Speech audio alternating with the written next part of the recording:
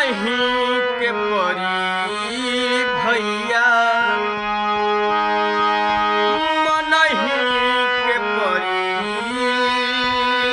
भैया जमनवे के दोष बा मनहि के परी भैया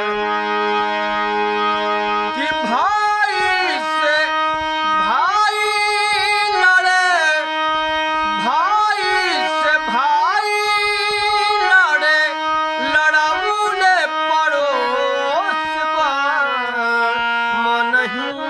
के परी भैया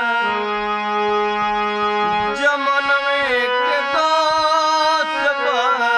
मनहि के परी भैया फिल्म के नकल कर तनी में हरा मर्द के संगे बैठ पिया तनी दारू फिल्म के नकल कर ताली में हरा मर्द के संगे बैठी पिया तनी दारू कि बापू संग बेटा पी के कि बापू संग बेटा पी के अरे पड़ल बेहोश बा मनहि के परी भैया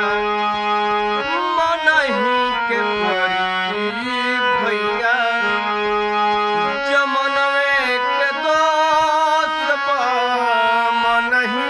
के परी भैया लुच्चा के राज भइल धर्मी धराता